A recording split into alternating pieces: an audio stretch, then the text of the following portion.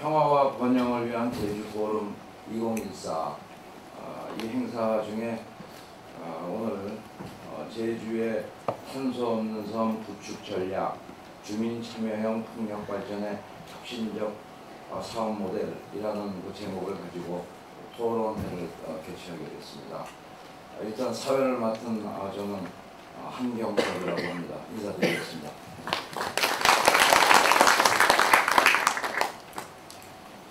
저는 포항공대에서 근무하고 있습니다. 그리고 지금 한국신재생협회 회장을 맡고 있고, 그보다 더 중요한 것은 제주도에 본부를 둔 아시아풍력협회 회장으로 지금 일을 하고 있습니다. 제주도의 발전을 위해서 나름대로 노력을 하고 있습니다. 오늘 이 행사는 제주에너지공사에서 주최를 해주셨습니다. 그래서 일단 이 프로그램을 시작하기 전에 에너지공사의 차우진 사장님 먼저 소개해드리겠습니다. 박수로 환영해 주십시오.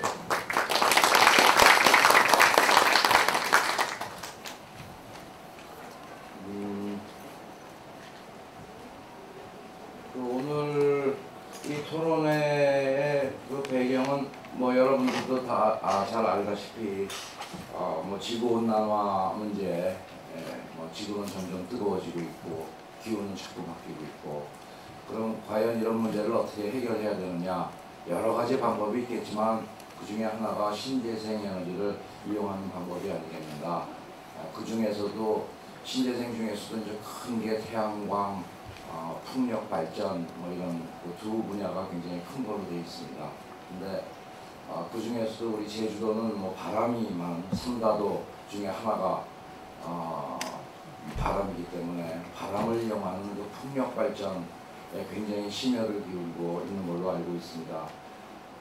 그런데 지금 여러분들도 또 아시다시피 그런 풍력 단지를 개발하고 하려면은 결국 그 발전 사업자와 그 주민과 소통이 잘 돼야 되는데, 아직 그 주민들과의 소통이 조금은 좀 문제가 있지 않나 그렇게 생각을 합니다. 그래서 그런 문제를 해결할 수 있는 또 여러 가지 방법이 있겠지만 그 방법 중에 하나가 우리 주민 참여형 풍력 발전을 한번 그런 사업 모델을 가지고 사업을 하면 어떻겠는가 해서 그런 제목으로 저희들이 이런 토론회를 마련했습니다. 오늘 그 토론회 진행은 일단 그 30분 동안 주제 발표가 있고 전문가 토론 40분이 있겠습니다. 그리고 청중에 대한 여러분들의 그 질의응답 한 5분 정도로 해서 끝내는 걸로 하겠습니다. 오늘 이 토론회에 참석해 주실 분들을 소개해 드리겠습니다. 우선 먼저 그 주제 발표를 해 주실 블루이코노믹 전략연구원의 오시덕 본부장님이십니다. 그리고 토론에 참가해 주실 제주특별자치도의 산업경제국 김진석 국장님을 모셨습니다. 그리고 서울의 시민햇빛발전협동조합의 박승옥 이사장님이십니다. 사단법인 풍력산업협회의 이임택 회장님이십니다. 그리고 제주대학교의 김호민 교수님이십니다. 그럼 우선 먼저 오시덕 박사님의 그 주제 발표가 있겠습니다. 주제 발표하시는 동안 하나 리스트들은 밑에 내려가셔서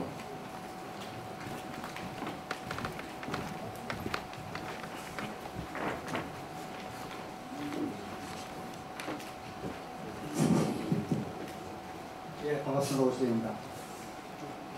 개인적으로는 제주가 제 고향인데요. 제주 포럼에 와서 숙제이긴 하지만 제가 제주에너지공사 이 타이틀을 저한테 숙제로 주셔서 다룰 기회였거든요. 제가 개인적으로는 민간 기업에 한 25년 6개월 근무했고요. 중앙부처의 어떤 전문 영역에서 한 2년. 그러면서 이제 정부 계획을 수립하고 이럴 때 보급에 대한 상당히 이슈가 있구나라는 생각을 했고요. 그래서 R&D 쪽에서는 실증 연구를 좀 폭넓게 했으면 좋겠다라는 주제 하나하고, 보급 쪽에서는 아마도 커뮤니티 에너지를 집중적으로 하지 않으면 여러 가지 걸림돌이 있겠다라고 개인적으로 생각을 했고, 그게 이제 중앙부처의 전략과제 화하는데 상당히 애를 썼고요. 다행히 그게 반영돼서 상당히 도움이 아주 좋았습니다. 근데 그러면서 제가 자료를 찾고 읽고 공부하던 중에 제주 에너지공사가 저한테 제안을 해줘서 이게 좋은 기회겠구나 생각해서 제가 공부한 걸 지금 정리해서 말씀드리는 거고요. 아마 여기에 현장에서 직접 이 프로젝트, 이런 유형의 프로젝트를 수행하기 위해서 현장에서 상당히 많은 경험이 있으신 분도 있을 것 같아요. 그런 분들한테는 또 주제 연결인지 모르지만 우선 제가 한 횟수를 한 2, 3년 공부한 것 같고요. 최근에 뭐 더 열심히 공부했고 그걸 여러분들하고 공유하는 그런 시간을 갖도록 하겠습니다. 타이틀은 아까 뭐 핵심적인 비즈니스 모델 얘기했는데 너무 거창한 것 같아서 제가 소주제를 이렇게 바꿨습니다. 커뮤니티 윈드 파워의 비즈니스하고 오너십 모델이 어떤 것들이 있을까라고 해서 제가 좀 축소를 했고요. 아마 이노베이티브 하냐 안 하냐는 이게 현장에서 워킹하느냐 안 하느냐에 달려 있는 것 같아요. 결국 뭐 제가 이렇게 제안을 하고 현장에서 다양한 경험들이 축적되고 그 축적된 경험들을 공유했을 때 이노베이티브라는 말을 쓸 수 있잖아요. 혁신적이라는 말을 쓸 줄 않을까라고 생각합니다. 예. 타이틀 요게 주제를 내용은 이렇습니다. 우선 뭐 카본 프리 아일랜드라는 큰 대전제가 있기 때문에 그게 제주도 도청에서 받은 자료를 한번 잠깐 리뷰해보고요. 그 다음에 커뮤니티 윈드 파워의 일반 내용을 공유해보고, 그 다음에 사례, 외국의 사례들입니다. 오너십에 대한 사례, 퍼블릭 어서컨스와 오너십하고 어떤 관계가 있는지 등등. 그 다음에 최종적으로 이게 제주 에너지공사하고 제주도가 저희한테 숙제를 준 거기 때문에 숙제 주신 분한테 제안 마지막으로 하는 걸로 이렇게 정리했습니다. 카본 프리 아일랜드를 보시면 사실 이렇게 상당히 많은 의미 있는 그림들을 그렸고요. 이게 이제 최종 고리고, 그 다음에 이게 과제들입니다. 조선 계획이고, 그랬을 때 이게 이제 기대 효과들을 이렇게 기술을 해놨고요. 결국은 이 효과가 있으려면 가장 크리티컬한 게 뭘까라고 생각해 보면, 뭐 신재생 에너지뿐만 아니라 모든 에너지 문제는 지역, 그 해당 지역의 주민들이 얼마나 수용하느냐에 달려 있는 것 같습니다. 물론 이성적으로는 우리가 좋다라고 하지만 실제로 내 주변에 그걸 설치하겠다 그랬을 때는 감성적인 문제로 가기 때문에 그걸 얼마나 극복하게 해줄 거냐. 그 극복하게 하는 여러 가지 요소들이 있겠죠. 그거에 대해서 이제 사례를 통해서 저희가 서로 공유를 해보려고 합니다. 그래서 결국 액셉턴스의 문제가 있을 거고요. 우선 그런 것 같습니다. 이게 비즈니스가 될 거냐 안 될 거냐 보면 결국은 사라졌다. 이게 디스플레이 안 돼요. 결국은 비용하고 편익의 밸런스 문제인 것 같습니다. 비용보다 편익이 크면 뭐 이게 워킹을 하고요. 편익이 적으면 워킹을 하지 않겠죠. 근데 이 에너지, 뭐 신재생에너지를 포함한 모든 에너지의 편익은 결국 누가 어느 사이트에 누가 주도를 하느냐에 달려 있는 것 같아요. 너무 먼가 보다. 그죠? 너무 먼가 봐요. 달려 있는 것 같습니다. 결국 그래서 그 사이트에 관련된 이해관계자들의 생각, 그게 중요하고요. 그 생각보다 더 중요한 게 그분들이 어떻게 행동하게 할 거냐. 그 행동하게 하는 크리티컬한 요소가 뭔지를 우리가 밝혀내는 것이 상당히 중요한 것 같아요. 그래서 이제 여러 선행 연구들 보면 여기에 뭐 액셉턴스 이전에 소셜 갭이 있다라고 해서 이제 벨이라는 이분이 이제 연구를 했는데 결국 민비중하고 관련돼서, 그러니까 이성적으로 대부분의 일반 대중은 신재생이 상당히 좋다, 풍력이 좋다라고 공감을 함에도 불구하고 내 주변에 그걸 설치한다 그랬을 때는 잘 안 하더라고요. 그 다음에 좋은 프로그램이라고 해서 보급을 시작했는데 실패하는 일도 많고요.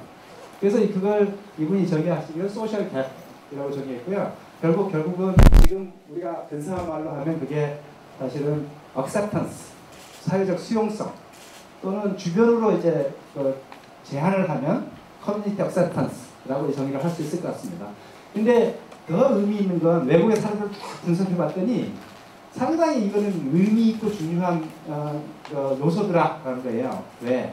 경험적으로 봤을 때 이거는 진짜 의미 있는 요소다. 이기 때문에 이론적인 게 아니고 실제로 여러 가지 요소들을 그러니까 특히 커뮤니티와 관련된 커뮤니티 오너십이 있는 데는 성공률이 훨씬 높고요. 그렇지 않은 데는 성공률이 낮더라. 그러니까 커뮤니티 오너십은 사실 이 소셜 갭을 극복하는 데 상당히 중요한 요소가 되더라. 라는 건 이제 경험적으로 뒷받침을 하더라. 라는 겁니다. 넘겨주세요. 이게 너무 거리가 먼가 봐요. 예. 그래서 소셜 어셉턴스를 여기 크게 사실 세분하면 세 가지로 읽을 수 있습니다. 마켓 어셉턴스, 소셜 폴리티컬 어셉턴스, 또는 커뮤니티 어셉턴스 이렇게 하는데요.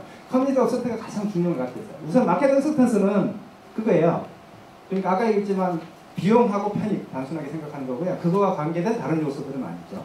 그 다음에 비용하고 편익이 오케이 되더라도 사실은 규제, 제도 이거에 의해서 안 될 수도 있겠죠. 지금 한국에서 풍력하고 관련돼서 일어나는 건 전부 우선은 여기서 이쪽으로 넘어간 것 같아요.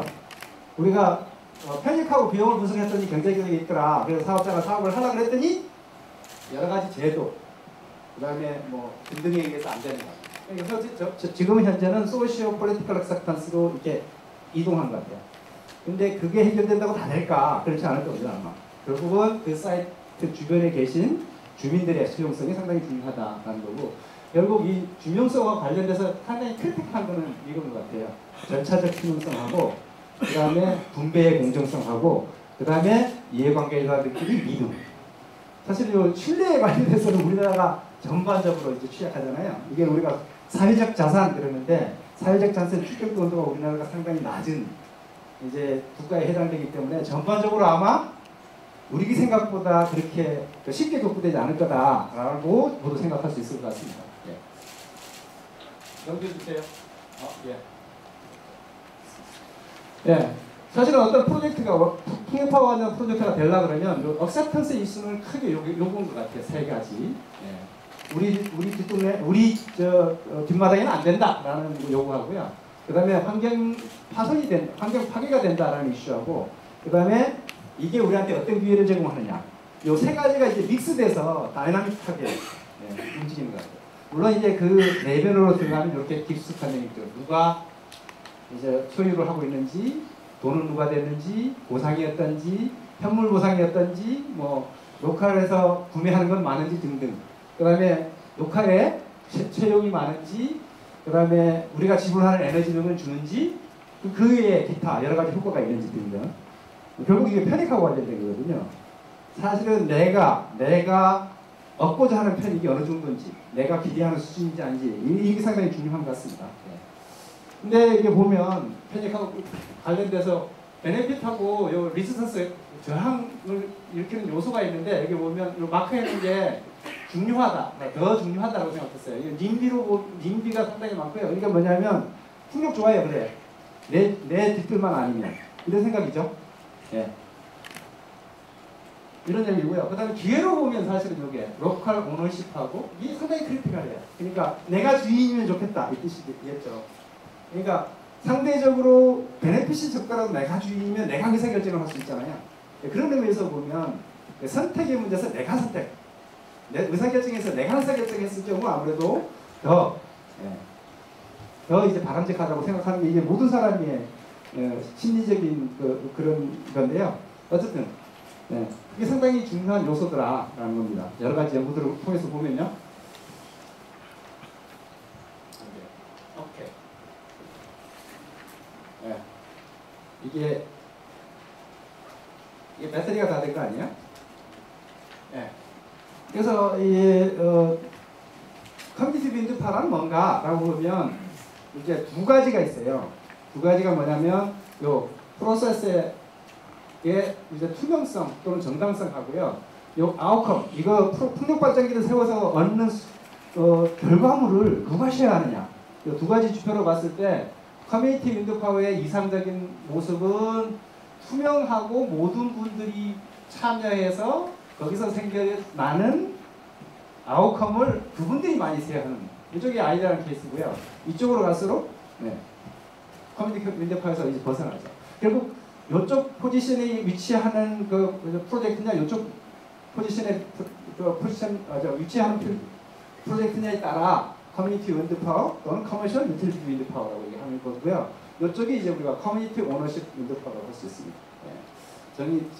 정의에 의해서요. 결국 어떻게 쉐어할 거냐라고 보면 결과물을 이렇게 풍력 발전기 가까이에 있는 사람은 많이, 멀릴수록 적게, 이런 이제 컨셉인 거죠. 컨셉인 거죠. 근데 이제 뒤에 사례들로 봐도 상당히 이런 게 타당하다라고 느껴집니다. 그럼 오너십 형태로 보면요, 커머셜 오너십이 뭐냐 그러면 이게 사업자가 와서 풍력 발전기 세우는 거예요. 그리고 비즈니스 하는 거고요. 이거 쉐어드는 일부 그 사업자가 사업 개발을 하는데 그 중에 일부를 지역 주민들이 쉐어하는 거고요. 조인트는 뭐냐 그러면 뭐 반반 또는 3분의 1, 3분의 1, 3분의 1이 되든 어떻든 이제 별도로 쉐어를 하되 한 프로젝트 같이 디벨로핑하고 한 프로젝트 같이 이제 오퍼레이팅하는 거예요. 그러면 어떠냐 그러면 스케일 메리트도 있고 또 사업자가 또는 유틸리티 컴퍼니가 훨씬 스킬이 좋거든요. 지역 주민들보다. 그래서 이제 강점끼리 이제 시너지 효과가 있도록 하는 조인트 쉐어가 있고요. 그다음에 완벽하게 이제 커뮤니티 멤버들이 100% 쉐어하는 커뮤니티 오너십이 있겠죠. 장단점은 있을 수 있겠는데요. 어쨌든 이쪽으로 갈수록 이제 커뮤니티 윈드 파워에 또는 커뮤니티 에너지 시스템에 가깝다라고 할 수 있을 것 같습니다. 현금의 흐름을 보면 이전에 커머셜 파이낸스는 이래요. 지역 주민한테 일부 보상이 가고요. 사실은 뱅크하고 이 발전 사업자 간에 돈을 빌리고 그에 리워드를 주고 이런 현금 흐름이죠. 커뮤니티 윈드파워가 되면 이런 서클이 하나 더 생기는 겁니다. 물론 이게 있어야 없어지는 건 아니죠. 왜냐 100% 현지 주민들이 돈을 내서 뭐 저기 오퍼레이션 할 수 있으면 디벨로핑에서 오퍼레이션 할 수 있으면 좋지만 그러지 못할 경우도 있기 때문에. 근데 이제 큰 룹, 외곽에 있는 룹이 형성되죠. 이게 뭐냐면 여기서 받던 수익금이 다시 커뮤니티로 가면 그 커뮤니티에서는 그 수익금을 다시 여기다 재투자할 수 있겠죠. 그래서 현금 흐름으로 보면 그래요?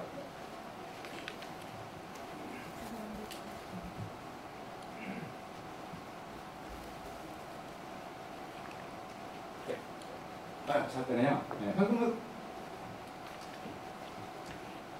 흐름을 보면 이런 흐름, 이런 흐름의 루프가 하나 더 있는 걸 우리가 커뮤니티 루프라고 할 수 있다.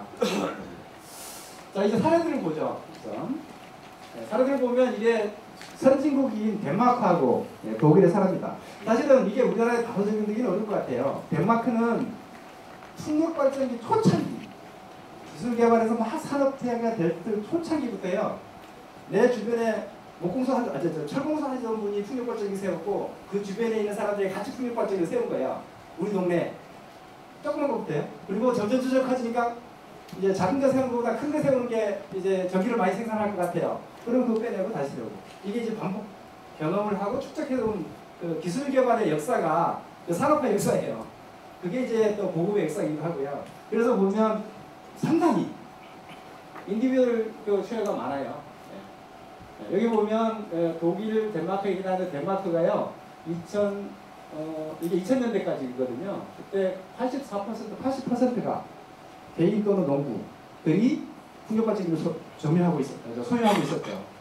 근데 그 10년 후에 보면 27기가가 설치됐는데요. 그 중에는 몇 퍼센트 많이 줄죠.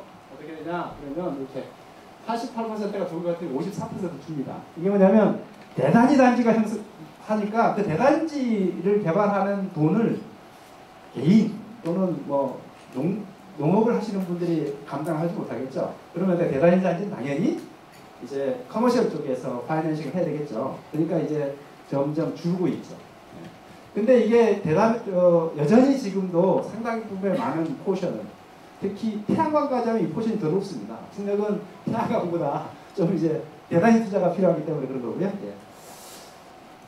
그 다음에 독일의 사례인데요. 한 케이스는 여기 유형, 그러니까 아까 그 커뮤니티 윈드 파워에 해당되는 요 영역에 있는 경험을 갖고 있는 케이스고 하나 두 번째 케이스는 이런 영역이에요. 그러니까 각각의 경험을 갖고 있는 주변 분들의 이제 선호도가 어떤지 액셉턴스 같은 게 비교한 겁니다. 이게 비교한 거 보면 이 오너십, 커뮤니티 오너십을 갖고 있는 분들의 상대적으로 상당히 요 포지티브 한쪽이 많아요. 포지티브. 근데 그렇지 않은 분은 네거티브 한쪽 의견이 많아요. 그러니까 결국 뭐냐? 우리가 소유해서 우리가 그 베네핏을 쉐어하다 보니까 좋다라는 걸 느끼게 되고, 그리고 내 주변에 그걸 추가로 세우는데 그렇게 부정적이지 않더라는 얘기입니다. 이것도 마찬가지죠. 똑같은 얘기니까요. 넘어갈게요. 네. 요거는 이제 스코틀랜드 얘기고요. 스코틀랜드도 보면 이렇습니다. 여기 보면 사례가 기가 여기는 커뮤니티 온 윈드파워의 경험이 있는 데고요. 여기는 그냥 개발 사업자가 와서 개발을 한대요. 물론 이제 사업자가 개발한 데는 용량이 좀 커지겠죠. 15메가와트 이상의 사업자가 개발한 경험이 있는 주민들을 대상으로 이제 수용성에 대해서 서베이를 해봤더니 상대적으로 그죠? 기가 요 커뮤니티 온 형태의 윈드파워 경험이 있는 데가 상당히 높죠. 아까도 있지만 경험적으로 그 오너십은 의사결정을 하거나 성공 확률을 좌지우지한다는 이게 백데이터가 될 수 있겠죠. 근거 데이터가 될 수 있겠죠. 이게 이제 웨일즈라는 동네, 이 책을 보시면 이렇게 포인트들이 있죠. 여기 단지를 개발할 때에 대한 얘기인데요. 여기도 보면 그러니까 여기는 98년도까지 92년도 98년까지 경험하고 그 다음에 99년 이후 경험을 한 건데요. 이 어떤 이제 보상 제도를 제공할 거냐 사업을 하는데, 그러니까 오래된 기간 동안 경험을 하면서 새로운 보상 제도를 계속 만든 거예요. 근데 이 보시면 오너십 보세요. 오너십 보면 그 98년 이전에는 이제 커뮤니티 오너십 하나도 없다가 오너십이 늘었어요. 그 다음에 커뮤니티 베네핏 펀드, 그러니까 커뮤니티 쪽에서 투자를 하는 그 숫자도 보면 7개에서 14개로 늘고요. 그 다음에 그 펀딩하는 채널링 또 보면 여기 7개 중에 하나밖에 없는데 14개 중에 8개. 그 다음에 현물 보상도 3개에서 4개. 그 다음에 환경에 관한 그 저감에 대한 노력 그것도 보면 3개에서 9건. 결국 뭐냐 그러면 커뮤니티 그 풍력 발전이 세워지는데 주변 사람들한테 또는 그 주변에 있는 돈을 갖고 어떻게 개발할 거냐. 그분이 의사결정에 의해서. 라고 이제 보급 제도들이 바뀌어간다라고 이렇게 생각할 수 있습니다. 그러면서 보면 우리나라는 지금 현재 어느 정도 빠른 속도로, 그래서 보급에 대한 상당한 이슈가 있는데 어느 정도 빠른 속도로 개선돼 가는지, 그걸 우리가 한번 생각해 볼 필요가 있을 것 같아요. 요거는 스코틀랜드 다시 사례인데요. 여기에는 오퍼레이션 되는 기간, 그 다음에 설치된 기간, 각각의 이제 요 주민들이 뭐에 관심 있는지를 서베이한 거고요. 상당히 큰 쉐어는 경제적 이득이더라고요. 경제적 이득, 그죠? 경제적 이득. 그 다음에 이제 두 번째가 뭐냐 그러면 누가 그걸 컨트롤하느냐예요. 사실 이게 오너십하고 관련된 얘기거든요. 1차적으로는 경제적 베네핏이 어떠냐라는 거고, 두 번째가 누가 주인이고 누가 의사결정에 참여하느냐라는 거 할 수 있겠죠. 그 다음에 이게 어프로벌 받는 레이스를 보면 커뮤니티 온 되는 경우가 프라이빗, 우리가 그 상용 개발하는 것보다 상당히 승인 확률이 높더라. 여기 서베이를 해봤더니요. 그렇게 알고 있어요. 아까도 얘기했지만 이게 커뮤니티 온이 제일 마지막 레벨 5고 조인트 벤처가 레벨 4였죠. 레벨 4보다 레벨 5가 조금 더 어프로벌 받는 레이스 좀 높죠. 이거는 그리스의 사례고요. 그리스도 마찬가지입니다. 시간이 충분하지 않으니까 넘어가면, 여기도 보면 그렇습니다. 메일랜드하고 아일랜드가 있는데 아일랜드 쪽이 훨씬 지지율이 높더라라는 얘기고요. 결국 여기서 또 중요한 거는 정보, 투명하게 정보를 제공하느냐, 충분한 정보를 제공하느냐가 중요하더라. 요거는 보면 그 임팩트 중에 비주얼 임팩트이 상당히 높더라라는 얘기고요. 그 다음에 효과를 보면, 아기먼트 중에 효과를 보면 요게 채용 채용의 문제가 있고 그다음에 경제적 베네핏 이런 게 상당히 중요하게 관심을 갖더라라는 겁니다. 그다음에 풍력발전기에서 얼마나 근접하느냐에 따라서도 서베이 결과에 의하면 근접할수록 가까이 있을수록 사실은 부정적인 시각이 높고요. 멀수록 긍정적인 시각이 높죠. 결국 이게 뭐냐면 가까이 있는 사람한테 더 많은 베네핏을 주지 않으면 쉽지 않겠다라는 생각이 듭니다. 여기 이제 호주의 뉴사우스웨일스 주에 이게 지구 지정한다는 얘기 하는 겁니다. 이게 지구가 이렇게 6개가 지정되어 있고요. 이 지구별로 다 생각이 틀리더라고요. 이것도 마찬가지죠. 뉴사우스 전체 지역의 풍력발전기 세공은 85%가 지지하는데 내 주거지의 1, 2km 내에는 60%밖에 지지를 안 하더라라는 거고요. 각 그 지구별로도 이렇게 생각들이 틀려요. 그러니까 결국 뭐냐? 그러면 지구를 지정했다. 똑같은 조건이 아니고 그 지구 지정한 내부에 사시는 그 거주민들이 어떤 생각을 하고 있는지를 잘 조사하고 그거에 대한 이제 방안 그걸 수립하지 않으면 사실 성공적이지 않겠다라는 생각을 할 수 있겠죠. 이것도 똑같은 얘기입니다. 그러니까 매트리어스 봐서 사실 여기가 상당히 중요하다고 생각하는 거고요. 이게 이제 선호도 얘기예요. 선호도가 좋고 중요한 요소들이 다 생각이 틀려요. 여기 지구별로. 그러니까 우리가 사실은 어떤 지구에는 어떤 선호도. 그러니까 우리가 어떤 풍력발전기를 뭐 제주도의 남부에 짓는, 서남부에 짓는다 하고 동북부에 짓는다 했을 때 똑같은 제도, 똑같은 보상책 갖고는 안 되겠다라는 얘기하고 똑같아요.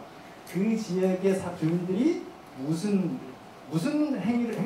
생산 활동을 해서 밸류를 만드는지, 풍력발전기가 들어가면 그 밸류를 얼마나 훼손하는지 이런 거는 면밀히 좀 검토해 볼 필요가 있다라고 할 수 있습니다. 그 다음에 실제로 밸류가 그 지역에 남는 것 얼마나 남을까 이게 비교한 것 외국의 사례예요. 그걸 보면 사실은 이게 그 상용 발전을 하면 주 밖으로 나가는 돈이 상당히 많아진다라는 뜻이고요. 로컬 커뮤니티 멤버들이 로컬 오너십 갖고 하면 그 밸류가 내부에 상당히 많더라, 많이 디파짓 되더라 라는 얘기입니다. 이거는 이제 건설 중하고 그죠? 그 다음에 오퍼레이션 되는 중에 밸류 만드는 거 하면 이게 건설되는 중에 이제 밸류가 상당히 꽤 있다. 이게 사실은 이거는 사업하고 관련된 것 같아요. 일거리 하고 관련된 것 같습니다. 근데 똑같은 얘기입니다. 여기 커뮤니티하고 커머셜하고 비교해서 몇 배의 디퍼런스가 있는지 보면 커뮤니티가 상당히 효과가 있다. 라고 얘기할 수 있겠죠. 근데 이제 각 국별로 사실은 커뮤니티 유닛들을 갖고 같이 있다고 생각하는 게 좀 틀려요. 이게 서베이 해놓은 건데, 그리고 근데 이제 덴마크하고 독일은 봤더니 로컬 텍스 인컴 상당히 관심이 있고요. 그 다음에 일자리 만드는데, 그 다음에 개인 투자자들이 투자를 해서 베네핏을 얻는데, 이렇게 이제 관심이 많고 각 국별로 상황이 틀리죠. 근데 이것도 마찬가지. 그러니까 외국의 사례를 잘 분석 벤치마크해서 그걸 쫓아가는 게 아니고 우리 지역에 맞는 제도 이걸 만드는 게 좋겠다. 그 다음에 보상책 그런 걸 만드는 게 좋겠다라고 할 수 있을 것 같습니다. 이게 이제 가장 밀렌 브론덴이라는 해상 풍력발전인데 덴마크 코펜하겐인데 이게 가장 모범적인 사례로 언급이 많이 되는 겁니다. 여기 보면 지금 현재도 한 90% 사람들이 이거 제외하고 있고요. 저기 90이고요. 그 가까이 있는 사람들이.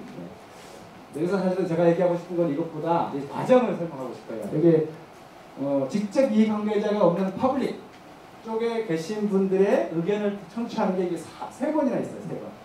근데 이 3번을 청취했는데 그냥 무시하거나 그냥 수용한 게 아니고요. 서로 협상하고 계획도 변경하고 이랬습니다.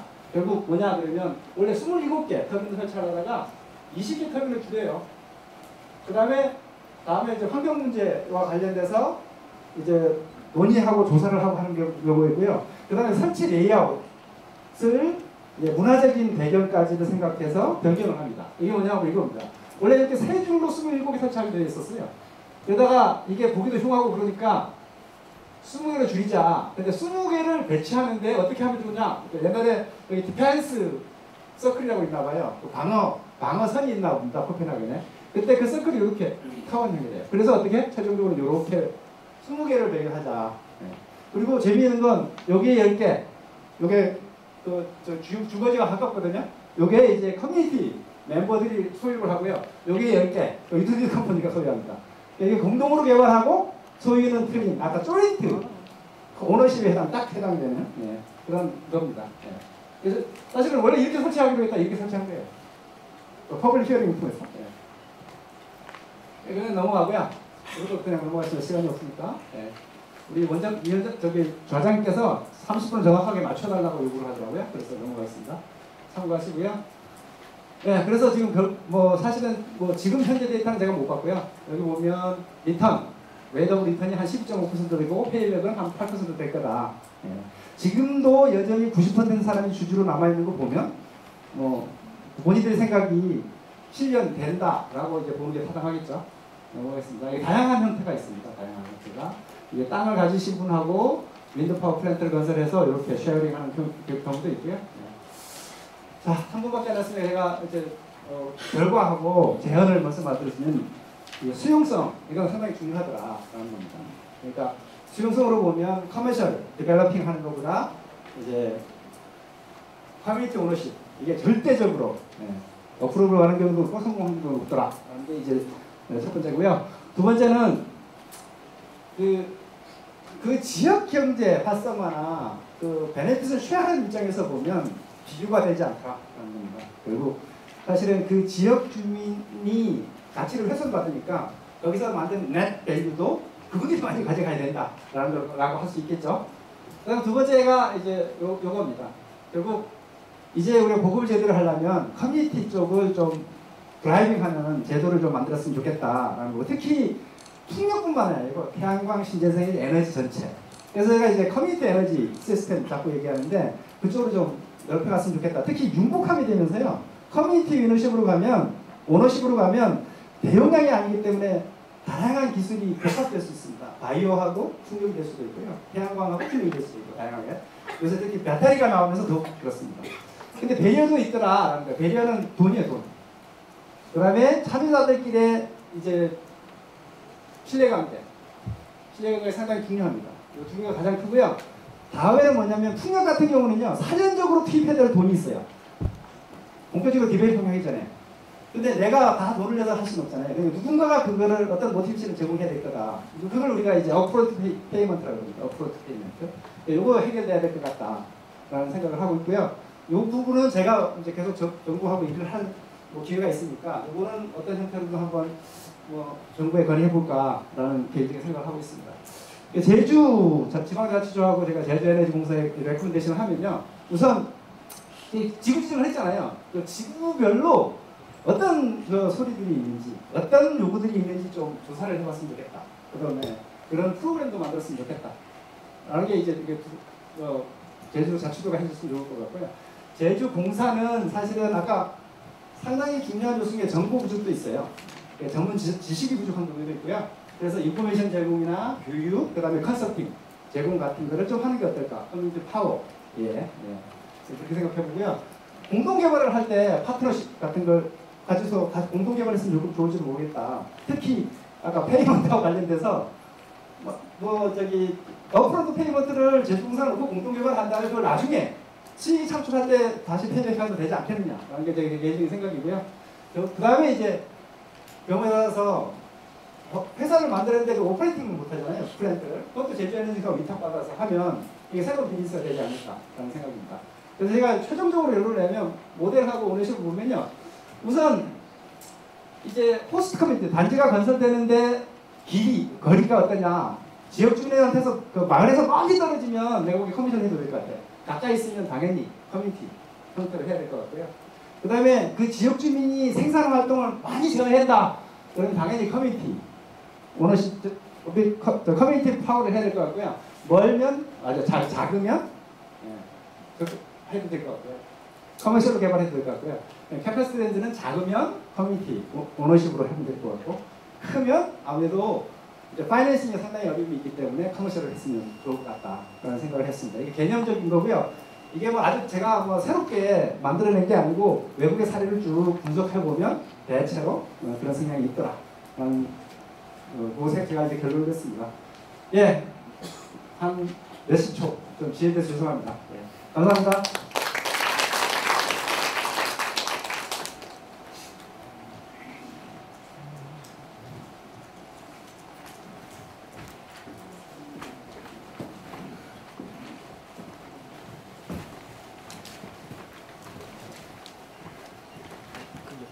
있더라고요. 저는 오시덕 박사님 뭐 시간 내에 잘 맞춰주셔서 감사합니다. 사실 시간을 더 드리고 좀 자세한 설명을 더 드렸으면 좋았을 텐데 뭐 자세한 내용은 이 자료를 참고해 주시기 부탁드리겠습니다.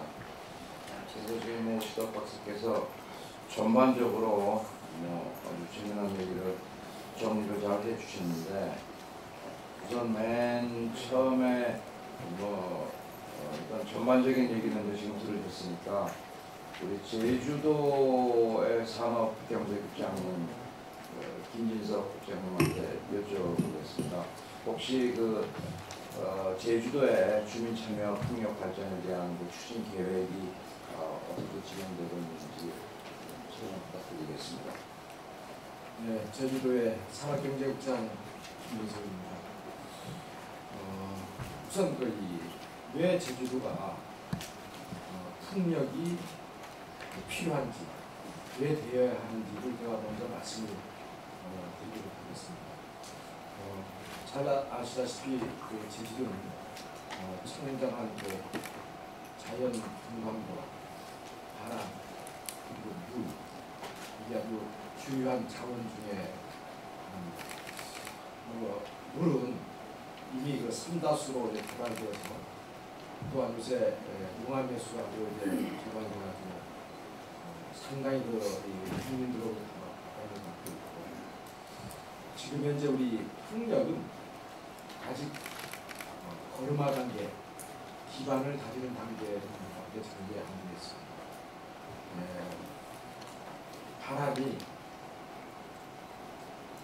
제주도가 가지고 있는 자원 중에서 아주 좋은 자원 중에 하나입니다.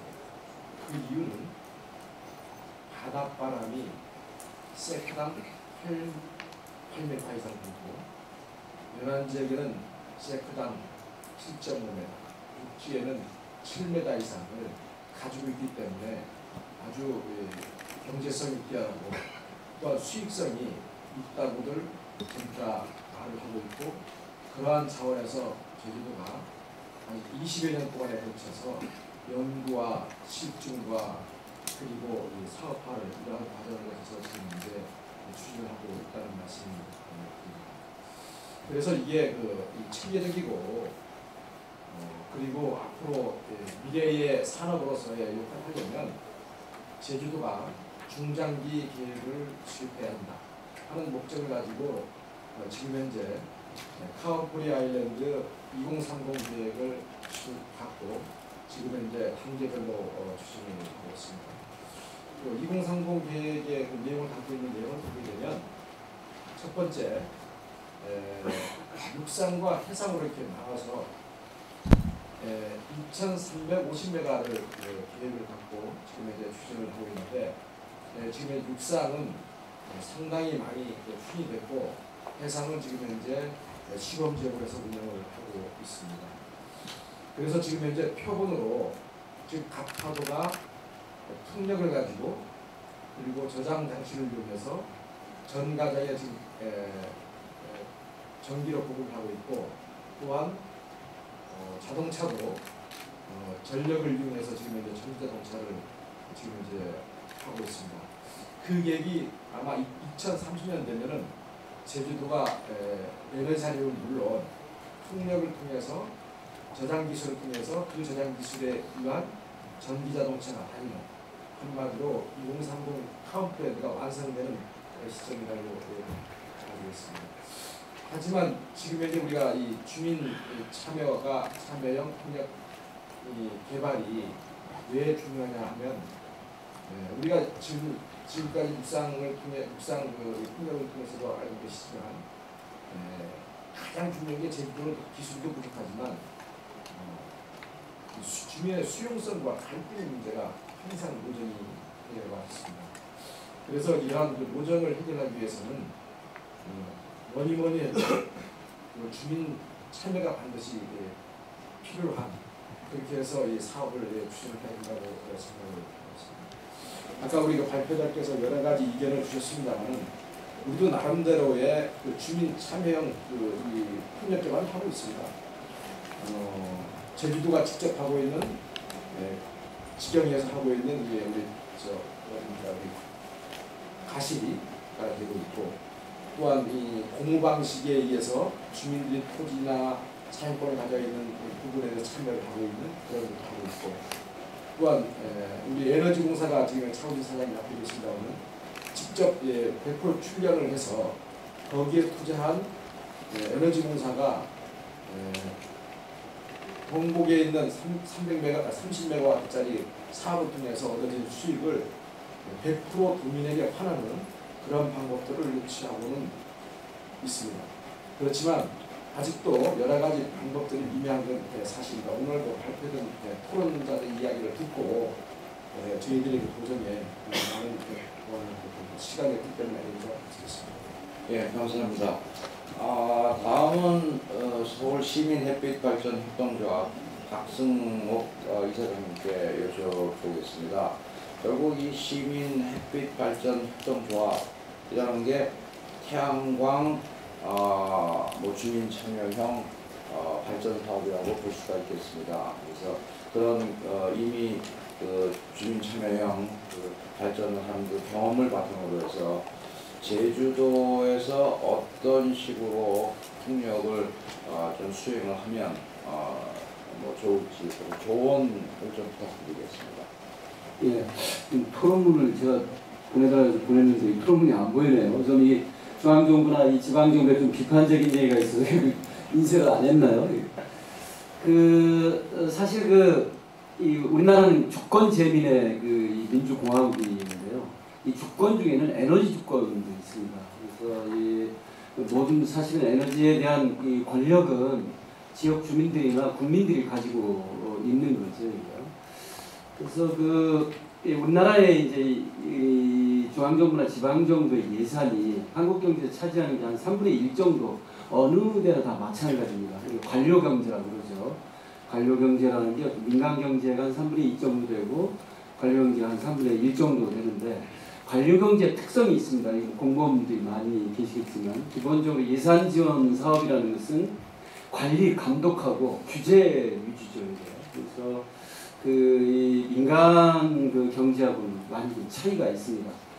주민 참여를 얘기하기 전에 저는 2005년도에 이제 어떻게 보면 우리나라는 에너지 독재 체제입니다. 한전 중심의 에너지 독재 체제인데 여기 제주에서 에너지 공사가 만들어진 건 이 에너지 독재 체제 밑에서부터 지방정부의 에너지 주권을 찾아온 겁니다. 굉장히 중요한 전국 지방정부에서 처음으로 하는 건데 이 지방정부를 모방을 해서 아마 이제 서울에서도 에너지 공사를 만드는 그런 움직임이 있는데요. 그래서 2005년도에 저희가 시민발전이라고 한전에 어떻게 보면 민간 이 발전소를 저희들이 시민단체 중심으로 만들어가지고 했는데요. 그래서 제주는 사실 에너지 자립을 충분히 할 수 있습니다. 이 바람발전이나 햇빛발전, 지금 뭐 국장님도 말씀을 하셨지만 그런 자원도 있고 할 수 있는 정책 수단도 굉장히 있는데 사실은 중간에 이 바람발전이 아까 말씀하신 것처럼 중단된 거는 이 난산 풍력발전 단지에서 이 주민들과 갈등을 빚고 주민들이 이렇게 구속되고 그러면서부터 이게 사실은 유니스이라는 회사가 이제 추진하다가 중단이 됐는데요. 그래서 제주 지방정부 입장에서는 주민 참여이겠지만은 민간 입장에서는 이 주민 주체의 문제입니다. 이 주민 주체에 이런 에너지 뭐 사업이 형성되지 않으면 굉장히 어렵습니다. 추진하기 굉장히 어렵고 그래서 사실 제주에서도 이런 주민들이 직접 에너지 조직을 만들고 에너지 사업에 뛰어드는 관은 이걸 지원하는 그런 방식이 굉장히 좀 바람직스럽고 오시덕 이 발제자분이 유럽의 사례를 굉장히 많이 했는데 사실 덴마크 사회 같은 경우에는 1970년도에 핵발전소를 두고 주민들이 한 10여 년 동안 토론을 벌입니다. 이렇기 때문에 이런 이 덴마크가 재생에너지를 덴마크에는 핵발전소가 없습니다. 결과를 통해서 이 주민들이 재생에너지 베스타스가 이제 대표적으로 이제 세계적인 풍력 업체인데요. 마찬가지로 제주도에서도 주민들이 수많은 사람들이 논쟁과 이게 뭐 여러 가지 많이 있었지만 이런 걸 통해서 주민이 직접 에너지 협동조합, 에너지 기업, 에너지 뭐 주식회사도 있겠고 여러 가지 많이 있겠지만 하는 그런 과정을 거쳐야만 이게 좀 시간 걸리더라도 좀 된다고 생각을 합니다. 그래서 사실은 뭐 이거 뭐 5분이니까 좀 말을 못 하겠네요. 뭐 이게 저희가 그 시민에너지발전 협동조합을 만든 게 2012년도에 이제 이게 만들었는데 원전하나의 사업의 하나를 만들었는데 이런데 제도 고치는데 한 2년 걸렸습니다. 서울에서는 햇빛발전 사업이 상당히 어렵습니다. 제도만 고치는데 한 뭐 2년이 걸렸는데 저희 제주에서는 이런 아마 그 제도상의 문제점을 해결하는 것과 함께 에너지공사를 중심으로 해서 시민들이 자발적으로 참여하는 그런 그 바람발전 사업이 프로젝트가 된다면 에너지 사립은 그렇게 어렵지 않다고 생각을 합니다. 그래서 그 관료 경제와 이런 민간 경제, 특히 민간의 또 사회적 경제라는 게 있는데 협동조합을 중심으로 한 이 성격이 굉장히 많이 다르기 때문에 이 성격이 다르다는 것을 충분히 좀 서로가 알고 이런 우리가 거버넌스를 이렇게 해야만 이게 그 제주 에너지 자립도 원활하게 잘 이렇게 진행될 수 있지 않을까 그렇게 생각합니다.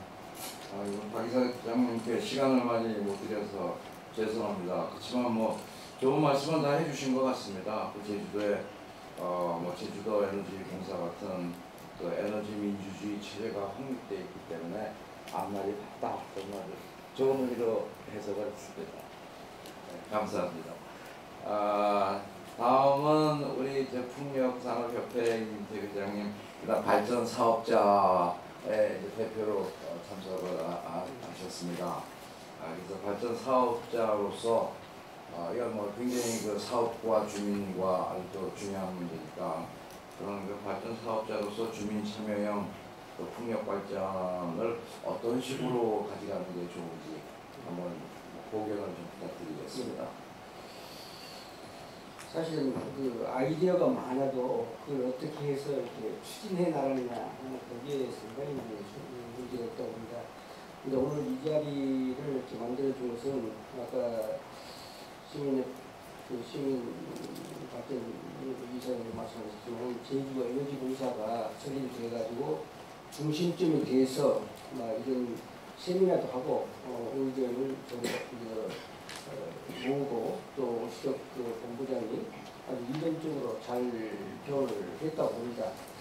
그래서 저는 그 인전도 좋지만 이제 실천에 옮겨야 될 그런 단계가 아니냐.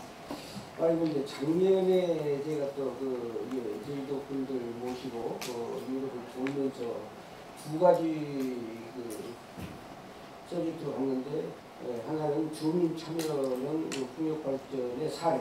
그 다음에 이제 해상풍력 두 가지를 했는데 그때도 제가 책자를 만들어서 리뷰를 했고 그 이후에 또 제주 발전 연구소에서 또 레포트를 써서 이렇게 리뷰를 하고 또 금년 2월 달에 ADB하고 같이 제주에서 또 주민 참여 세미나를 또 가졌습니다. 그 다음에 그때도 이제 그 제주도에서도 참석하시고 중앙정부 참석하시고 그래서 이렇게 토론을 하고 있는데 오늘 이 자리를 마련해서 또 그거를 좀 압축하고 실천 과정으로 가는 데 단계가 돼서 저로서 상당히 이렇게 좀 감개무량한 그런 입장이고 그런데 문제는 아까 역사적으로도 이제 제주도 풍력단지 설치 과정을 말씀하셨습니다만은 사실은 여러 가지가 있지만 그 중에 제일 중요한 것이 이제 그 경제성입니다. 사실은 이제 2007년도만 해도 그 경제성이 없었습니다. 그 킬로와트당 100kg 됐는데 지금은 이제 제도를 바꿔가지고 경제성이 있게 돼 있는데 말하자면 이제 그 외부에서 투자를 해가지고 하다 보니까 주민들은 이제 조금 이렇게 이렇게 박탈감이라든지 여러 가지 좀 생각지만 그런 게 있는데 그거를 외국 사례는 주민들이 주도가 된다. 그런데 외국 경우는 주민이라 하면 토지 소유도 같이 하고 또 거기 사는 사람이 그랬는데 제주는 또 특이하게 물론 토지를 소유하고도 있지만은 또 외지에서 토지를 소유하고 있는 이런 문제점이 있어요. 주민이 있지만은 물론 가지고 있지만 그런 문제가 있기 때문에 나는 여기서 제일 중요한 점은 도에서 그 제도적으로 여러 이해상관 있는 사람들의 하나의 조례랄까 그런 걸 좀 빨리 만들어 가지고 또 제가 이렇게 많이 접촉한 바로는 주민들이 하려고 하는 사람이 많이 있습니다. 그런데 이제 뭐 규제라든지 허가 또 뭐 풍경 경관 문제 뭐 이런 것 등등이 있는데 사실은 이제 뭐 경관이라든지 그런 것은 경관심의위원회에서 이렇게 심의를 하니까 거기에 위임을 하고 상시 오픈해서 주민들이 이렇게 좀 참여할 수 있도록 문을 열어주면은 상당히 잘할 수 있다. 거기에 또 아까 이제 오수 박사가 제안했지만은 제주에너지공사가 구심점이 돼가지고 여러 가지 지원을 해주고 또 특히 ONM은 누군가가 해야 되거든요. 거기에서 이제 제주에너지공사가 하고 또 잘 되면 또 지역 주민이 이제 만드는 중소업체들이 ONM을 함으로써 저변 확대를 좀 해야 되지 않겠냐. 그게 시기적으로 좀 딱 말했다고요. 과거는 아무리 하려고 해도 경제성이 없으면 주민들이 투자해가지고 돈벌이가 안 되면 이거 안 되는데 문제는 그렇게 돼 있으니까 그거를 확대해야 되겠다. 그래서 제가 또 기고를 많이 했습니다만은 이제 제주도가 가지고 있는 자원 바람을 가지고 수익을 올리고 또 그 밑에 농사 또 뭐 이렇게 그 여러 가지 목축이라든지 또 겸할 수 있으니까 그걸 하면서 소득을 올리고 그래가지고 제주도가 더 잘 살 수 있도록 하고 또 그걸 함에 있어서 이제 뭐 저희 대학이나 이런 데서 교육하는 사람들이 이제 직장을 가질 수 있는 막 이런 식으로 해서 굉장히 좋은 역할을 가지고 있기 때문에 오늘 기점으로 해서 그걸 말하자면 이제 하나의 도에서 제도 좀 만들어 주시고 또 에너지공사가 이렇게 지원해주고 또 오픈해가지고 많은 마을 다니면서 이렇게 신청을 하면 그걸 빨리빨리 이렇게 허가를 해주고 그러면 굉장한 효과가 있고 제주도가 우리나라에서 제일 잘 산 지역으로 되리라고 저는 감히 말씀드리고 싶습니다. 감사합니다. 예, 감사합니다. 좀 사업자로서 하여튼 뭐 좋은 말씀해 주셔서 감사하고요. 다음은 우리 제주대학에 있는 김원민 교수님. 이 자리는 교수님으로 나오신 게 아니고 제주 도민회 대표로 나오셨습니다. 그래서 도민의 입장에서 주민 참여형 풍력 발전에 대해서 어떻게 생각하시는지 교수의 다시 한번 교수의 입장이 아니고 도민의 입장에서 좀 말씀해 주시기 부탁드리겠습니다. 네, 도민의 입장으로서 풍력 발전에 대해서 말씀드리면 일단은 발전을 하는 사람도 이 제주 도민일 수 있고요. 그리고 지역에서 발전 단지의 일원으로서 참여하는 분들도 제주 도민일 수 있습니다. 그런 분들이 서로 윈윈할 수 있는 분야가 뭔지, 이 전략이 뭔지를 먼저 우리가 생각을 해봐야 될 시기인 것 같아요. 앞에서 오희석 박사님께서 이 여러 해외 사례들에 대한 내용들을 발표를 해주셨는데 각 국 그리고 각 지역마다 여러 가지 특색이 많이 다르다고 저는 생각을 합니다. 그렇지만 가장 궁극적으로 추구해야 될 상황은 어떻게 하면은 내 지역에 많은 수익을 극대화하고 그러면서 제주도이기 때문에 도민의 한 사람으로서 환경을 보존하면서 에너지 자립을 이룰까라는 게 가장 큰 이슈라고 저는 생각을 합니다. 근데 이 모순되는 두 가지를 한꺼번에 만족시키기가 굉장히 어렵다고 생각을 하는데요. 하지만 아까 뭐 주민 참여형이다 또는 뭐 주민 주체형이다. 즉 제주 도민이 뭐 직접 참여해서 주주로서 참여해서 발전단지에서 수익을 배분하는 그러한 구조도 좋은 대상이긴 하지만 이러한 것을 실현하기 위해서는 가장 중요한 것은 신뢰와 소통이 먼저 돼야 된다고 생각합니다. 지금까지 제주도는 토착민들이 외부에 의해서 굉장히 많은 피해를 받아왔고 그러한 DNA들이 조상으로부터 받은 DNA들이 여전히 우리 제주 지역의 도민들은 가지고 있는 걸로 저 또한 느끼고 있습니다. 그래서 그 지역의 수입을 극대화하면서 발전사라든지 그리고 풍력에 참여하는 사람까지 같이 행복할 수 있는, 즉 이익을 같이 공유할 수 있는 게 뭔지를 먼저 생각을 해봐야 될 것 같아요. 신뢰와 소통을 말씀드렸는데, 신뢰와 소통은 단순히 말로만 되는 것은 아닙니다. 제주 지역의 풍력에 관련된 여러 분야의 전문가들이 참여를 해서 그거를 굉장히 두꺼운 보고서로 도민들한테 보여주는 게 아니라 아주 단순화시켜서 그것을 도민들한테 알려야 된다고 저는 생각을 합니다. 그리고 그 지역 주민들이 그것을 보고 믿을 수 있을 만큼의 그러한 실행이 뒤따라야 된다고 저는 생각을 합니다. 그렇게 하면 참여하는 주민 그리고 건설을 해서 수익을 올리는 발전사 모두의 이익이 공유될 수 있는 가장 좀 합리적인 방법이라고 생각이 들고요. 그리고 전문가가 참여해서 주민들에게 올바른 방향을 제시해 줄 수 있는 길은 단지 풍력발전이라고 해서 전기 생산에만 관련되신 분들만 참여하는 게 아니라 제주도의 역사 그리고 제주도의 경제 그리고 우리나라 전체와 국 외의 풍력 발전 단지를 앞으로 어떤 방향으로 건설하고 그거를 함께 이익을 공유하는지에 대한 여러 가지 사례들을 모으고 그거를 정책으로 개발할 수 있는 관도 다 같이 참여해서 산학관연이 다 참여한 그러한 풀을 구성한 다음에 거기에서 나온 결과를 일반 주민들이 아주 이해하기 쉽게 그렇게 공청회를 주기적으로 반복적으로 열어서 어떻게 하면은 서로 상생하고 서로 윈윈하고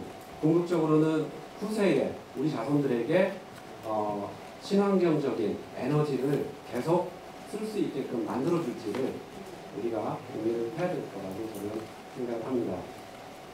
따라서 마지막으로 말씀드리고 싶은 것은 지금 당장 우리가 현실적으로 대안은 만들어줄 수 없지만 조금 더 책임감과 사명감을 가지고서 각 분야의 전문가들이 희생정신으로 같이 모여가지고 슬기롭게 정책과 그리고 제주도 전체를 위해서 뭔가 필요한지를 다시 한번 고민해서 새롭게 지금부터 시작하는 게 굉장히 중요한 시기라고 생각합니다. 아마 풍력뿐이 아니고 요새 뭐 정치도 그렇지만 소통이 굉장히 중요한 것 같습니다. 그래서 아마 소통의 중요성을 강조한 우리 김원민 박사님의 얘기였습니다. 다음은 다시 우리 지도자치도의 김진석 국장님한테 여쭤보겠습니다. 뭐 그동안 그 풍력 발전, 주민 참여 풍력 발전에 대한 그 추진 계획에 대해서 설명을 잘 해주셨는데, 그런 그 주민 참여 풍력 발전에 참여할 때 도에서는 어떠한 그 지원이 가능한지 아마 그게 실제 사업하는 분들이나 주민들한테 꽤 관심사 같은데 그런 그 지원 가능한 그 지원 체계에 대해서 좀 설명 부탁드리겠습니다. 네, 먼저 지원 체계 설명하기 전에 아까 오시덕 박사님께서 우리 제주도에 요청하신 주민 태도조사 문제, 계획수립 문제 이런 부분들을 말씀해 주셨고, 또한 우리 박수혁 후보자께서는 에너지 독재가 됐었는데 지방에서 제주도가 먼저 민주화를 가져와서 다행이다 했었는데 이러한 부분에 대해서 주민 참여하는 그리고 풍력 발전 방안에 대해서 말씀을 드렸는데 이 부분도 저희들 많은 부분을 노력하겠다고 말씀드리겠습니다. 이임택 회장님의 조례리고 그리고 아까 우리 김호민 교수가 소통과 공청의 환경과 결합하고 이러한 부분들을 저희들이 종합적으로 지금 검토를 하고 있습니다. 우리가 가지고 있는 아까 2030 계획에 따라서 매년 5년 단위로 풍력 발전 종합 계획이 있습니다. 계획이 연동 계획인데 지금 보완 계획을 마련 중에 있습니다. 오늘 그 토론하신 그 부분에 대해서는 같이 그 검토 요청을 해서 어느 것이 좋은지 또 적정한 것이 뭔지 좋은 정책을 발굴이 되면 그게 반영해서 제주도 정책으로 활용하겠다는 말씀을 드립니다. 우리 그 주민 이 참여 지원 체계는 이미 우리가 이 법이나 조례로 가지고 있습니다. 우리 특별법에도 지금 현재 우리 특성화마을 지원 방안을 되어 있고요. 조례에도 보면은 도지사가 지역 주민들이 사업할 때는 우선 지원할 수 있다는 그런 조항들이 있습니다. 그런 조항들이 있기 때문에 언제든지 주민이 원하면 가능할 수 있도록 이 제도적으로 되어 있다. 다만 아직까지 우리가 이 자본금 문제라든지 여러 가지 투자 여건, 그 다음에 기술적 문제, 사후관리 기술적 문제 이런 것들이 받침이 안 됐기 때문에 100% 주민 참여 형태는 안 되고 지금 현재 일부 토지나 사용권을 가져가지고 지금 현재 간접적인 참여를 하고 있다는 말씀을 드립니다. 저희들은 기본적으로 제주도의 풍력은 아주 공공의 정말 중요한 자산이고 대대로 백년대기에 물려준 자산이라고 생각하고 있습니다. 그래서 그러한 차원에서 저희들은 이때까지 우리 제주도가 가지고 있던 풍력 관련 것을 에너지 공사를 설립을 해서 채물 투자를 했거든요. 그래서 방향은 앞으로의 방향은 에너지 공사가 주민 참여이든 대단히 개발이든 해상 풍력이든 주도적으로 에너지 공사가 하는 것을 대원칙으로 해서 지금 이제 추진하고 있다는 말씀을 드리고 필요하다면 에너지 공사는 아까 주민 참여가 뭐냐면 같이 우리 아까 유럽 지역에서 했던 그러한 유형의 그러한 투자 방법을 선택해서 한다든지 그다음에 이 대기업이라든 이런 것을 컨소시엄을 가정해서 그러한 부분들이 체계를 가져서 한다면 제주도는 분명히 이 에너지 공사가 하고자 하는 일에 대해서 적극적으로 지원을 받지 않겠다는 말씀을 드립니다. 다만 지금 현재의 주민들이 각각 개개인이 풍력발전 사업을 소집을 했을 때 환경, 경관 여러 가지 분별한 개발이 요인이 될 수 있어서 그런 것에 보다는 단지나 지구화를 통해서 거기에서 이제 마을 사업들 이룰 수 있는 그런 방안들을 지금 이제 보완 계획에 저수립 중이라는 말씀을 드리겠습니다. 네, 국장님 감사합니다. 여러 가지 좋은 방안도 갖고 계시고 나아가서 토론자들이 얘기했던 많은 사항에 대해서 다시 한번 검토해 주시고 또 긍정적으로 추진해 주시겠다는 말씀 감사하게 되었습니다. 다음은 박승옥 이사장님께 아까 그처럼 시간을 많이 못 드려서 죄송했고 이번에 대신 비슷한 질문을 드리겠습니다. 그래서 여태까지 햇빛 발전소 추진한 경험으로 봤을 때 만약에 직접 주민 참여 풍력 발전을 추진하신다면 어떤 방법으로 추진하는 게 좋을지 아마 아까 얘기하고 좀 비슷하고 하니까 좀 설명 부탁드리겠습니다. 이제 주로 아마 발제자분도 그렇고 이 다른 기본적인데요. 이런 에너지 이제 풍력 발전 프로젝트를 할 때 수익, 편익 생각하는 건 기본이라고 생각을 합니다. 근데 제주도에서 현재 우리 에너지는 수익도 물론 중요하지만 이 기후변화나 이런 우리가 흔히 피크오일이라고 그러죠. 석유나 천연자원의 고갈 사태 곧 닥치는데 이런 이 내적인 그런 환경에서 봤을 때 재생가능 에너지를 에너지 전환이라고 그러죠. 불가피합니다. 선택하지 않을 수가 없고 우리가 여기 지금 이렇게 전력 이렇게 쓰고 있는데 이렇게 전력 낭비하는 것은 좀 지나면 불가능합니다. 지금처럼 에너지 소비하는 것은 조만간 불가능해요. 그래서 그러니까 재생에너지를 이렇게 이 에너지 전환하는 것은 이건 뭐 그냥 선택지의 문제가 아니라 필연적으로 우리가 그걸로 가야 됩니다. 그런 점에서 그렇게 에너지 전환을 할 때 제일 중요한 것이 제주 주민들이 에너지 소비자에서 생산자가 되는 게 제일 중요합니다.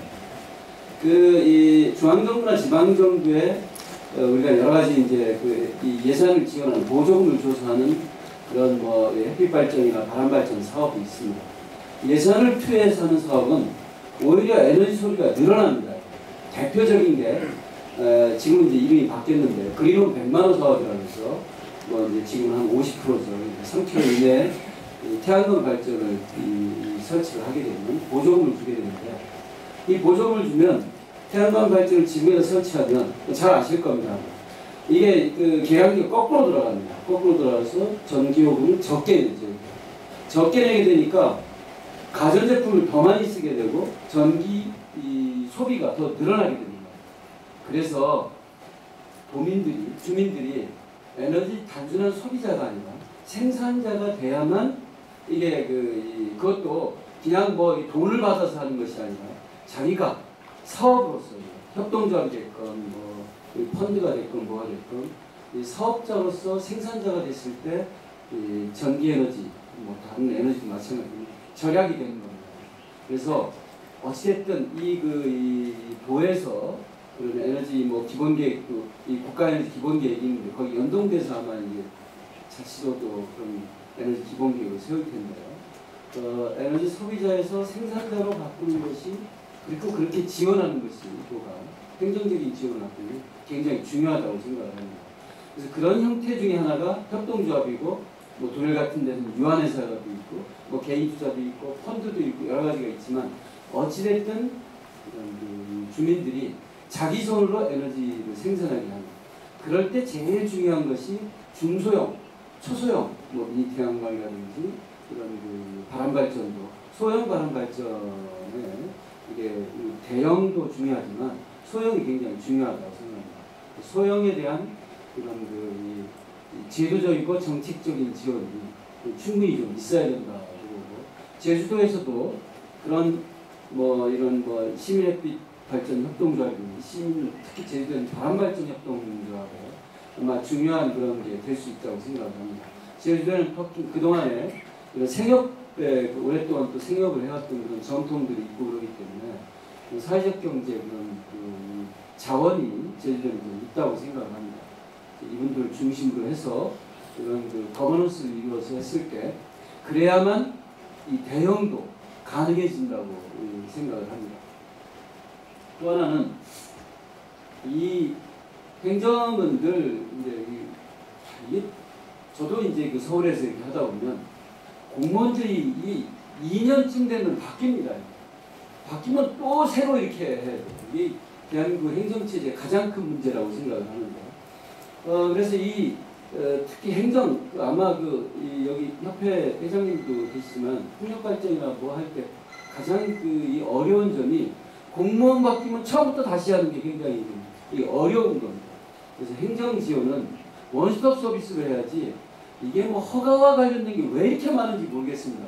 우리 좀 이렇게 좀 행정 규제 완화라고 이렇게 뭐 정부에서 중앙정부에서도 하고 그러는데 이런 조례나 이런 걸 제정하고 행정 지원을 할 때는 칸막이 행정을 좀 없애고 에너지 관련 분야에서 원스톱 서비스를 해야 이게 가능해지고 그러지 그렇지 않으면 아마 이게 마찬가지일 겁니다. 제주도에서도.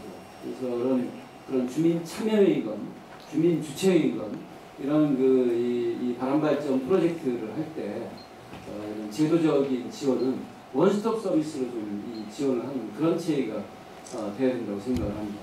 그래도 짧네요. 여기서 그치겠습니다. 네, 감사합니다. 이정 회장님이 뭐 앞전에도 조금 말씀을 해주셨지만 어떤 이 사업을 좀 성공적으로 추진하기 위해서 발전 사업자로서의 요구사항을 한번 몇 가지 말씀해 주시겠습니다.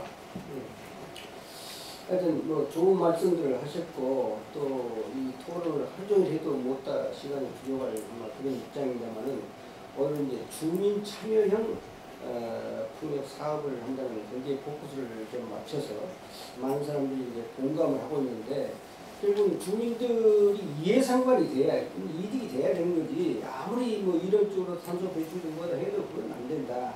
그래서 사실 이제 중앙 정부에서도 이런 문제를 이제 건의하고 그래가지고 실제 검토를 하고 있는데 기본적인 주민이 참여하려고 그러니까 또 돈 있는 사람도 많이 계시지만 또 돈 없는 사람도 좀 참여를 해야 되는데 어떻게 할 것이냐.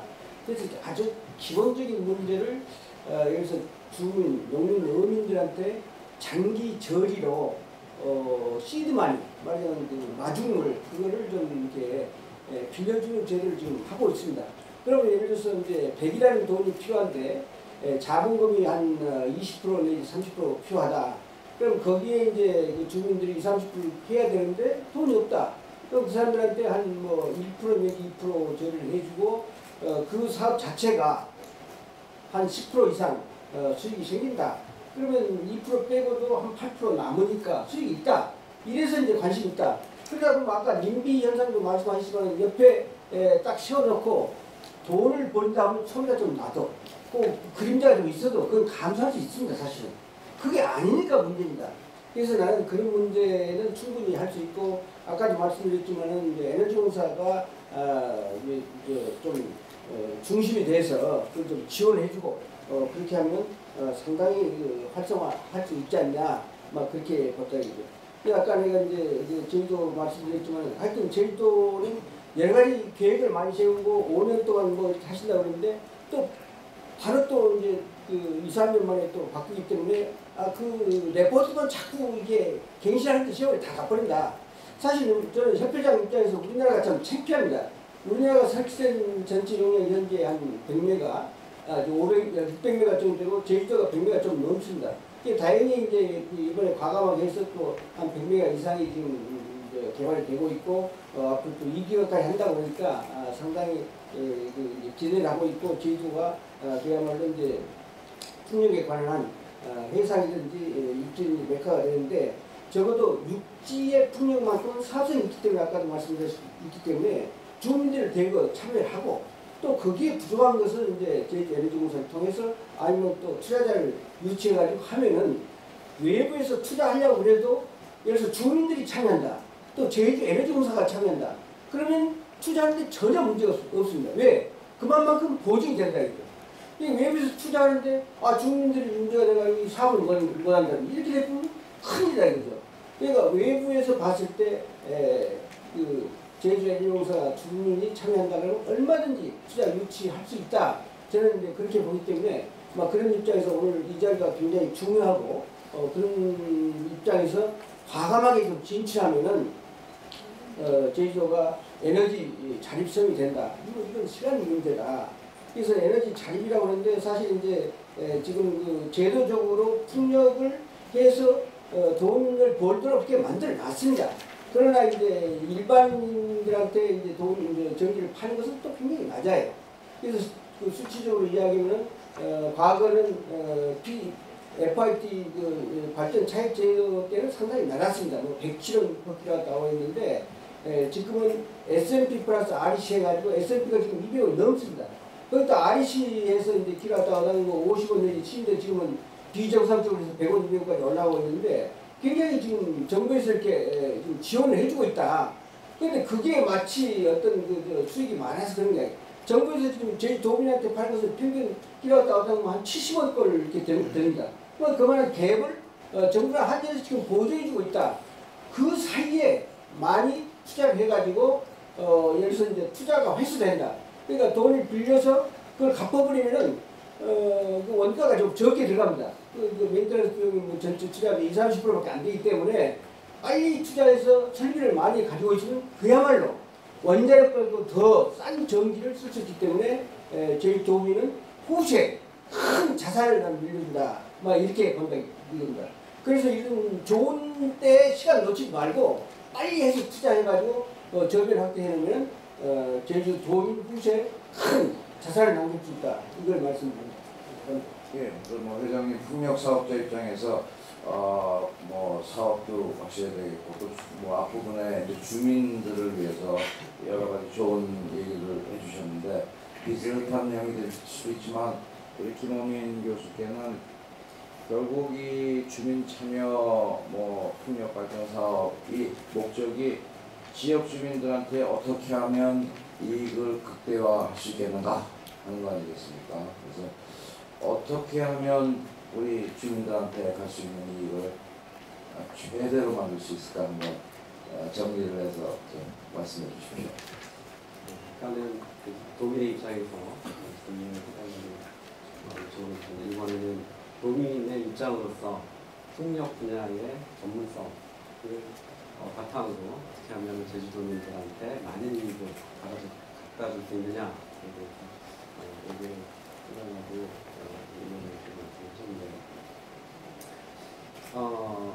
일단은 우리나라는 이제 자본주의 사회입니다. 그러다 보니까 이 이익 창출이라고 하는 것은 개인뿐만 아니라 모든 그 사회 구성원들이 원하는 문제들이죠. 근데 그 이익이라는 것은 단순히 당장 어떠한 돈으로 환산되는 것만 볼 게 아니라 우리는 이게 영속성이 있어야 된다고 저는 전문가 입장에서 생각을 합니다. 그 영속성이라고 하는 것은 다양한 분야에서 풍력 발전 연관 산업이 제주도에서 자립적으로 자생을 하고 이 산업이 지속적으로 부가가치를 올릴 수 있게끔 이 산업이 발전을 해야 된다고 생각을 하거든요.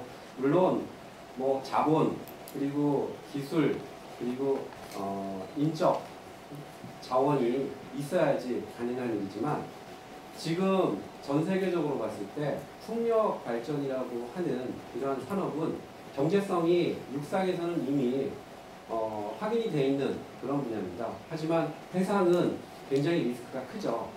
그래서 육상과 해상을 어떻게 앞으로 우리가 제주도에서 이거를 단지를 구성하고 수익을 내서 우리 제주도민들이 영속적으로 여기서 고용도 창출하고 그다음에 에너지 자립도 이루고 할 것인가를 고민을 해봤을 때 시시각각으로 풍력 발전의 발전사, 시스템사 입장과 엔드유저의 입장은 굉장히 틀립니다. 하지만 제주도는 엔드유저 입장이고 도민은 그러면 2011년에 유럽에서 그 경제 위기가 왔을 때 유럽이 주도하던 풍력 시장의 공급과 수요가 이게 바란스가 깨져가지고 공급자 입장에서는 굉장히 불리한 위치에 와 있었습니다. 그러다 보니까 작년 2013년도에 전 세계적으로 풍력 단지 건설량이 굉장히 많이 줄었어요.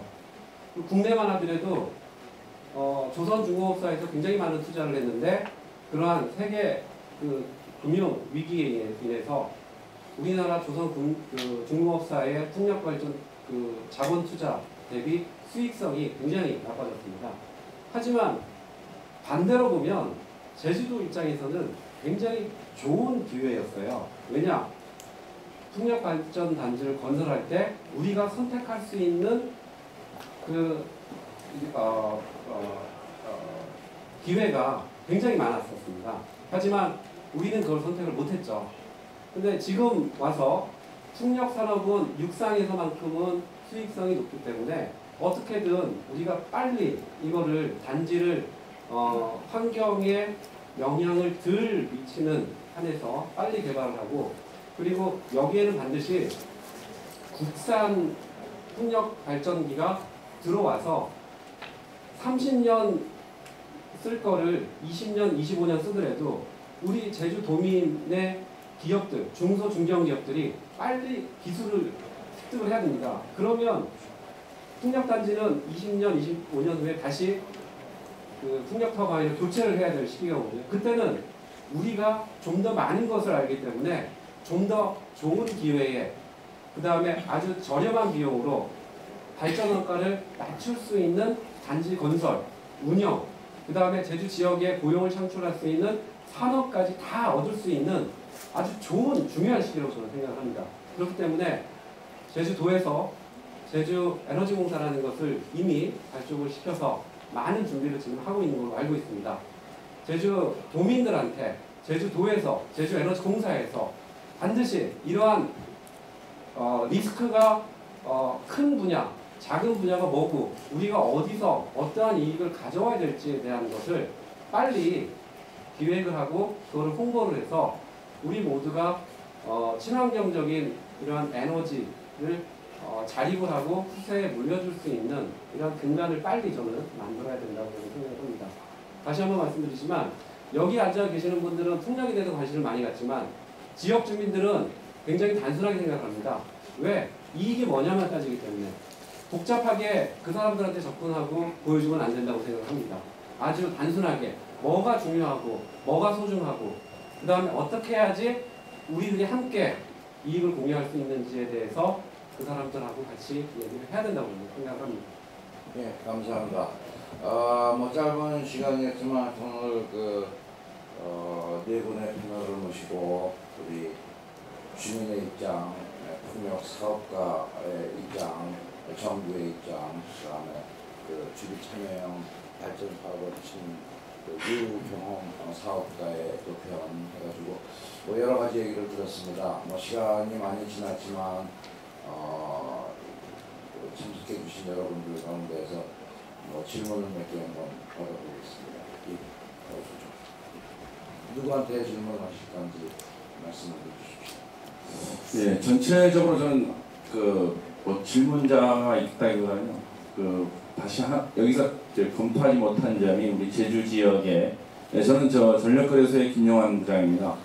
네, 한계 용량이 있습니다. 뭐 우리가 지역적 한계 용량도 있지만 정기적 한계 용량이 있습니다. 그래서 저희가 이미 도에서 2030 플랜으로 계획된 발전량 육상 350 해상에 이제 2기가가 이제 계획이 되어 있습니다. 그래서 사실 주민 참여형으로 할 수 있는 것이 한계가 있습니다. 왜냐하면 아까 오시덕 박사님이 발표에서 보셨듯이 규모가 큰 단지는 주민 참여가 상당히 어렵습니다. 다만 규모가 큰 단지는 주민 수용성을 올리기 위해서 어떤 형태로든 지역 주민을 참여시키는 것이지 실제 대부분은 참여기업과 또 이제 에너지공사가 주도한다면 제주에너지공사가 이제 주도하게 되죠. 그래서 저는 이러한 이미 우리가 2030 플랜이 나와 있으니까 그거에 따라서 실제로 주민 참여에 가장 어울리는 것은 소규모 아니겠습니까? 예를 들면 행원마을 풍력 2메가짜리라든지 이런 작은 풍력 단지들은 마을과 또 풍력 발전 기기 제작사라든지 이런 데 와서 얼른 협력해서 그럼 그때그때 바로바로 허가를 해주고 2030 플랜에 있는 계획들은 결국은 주민 참여가 제한적일 수밖에 없다.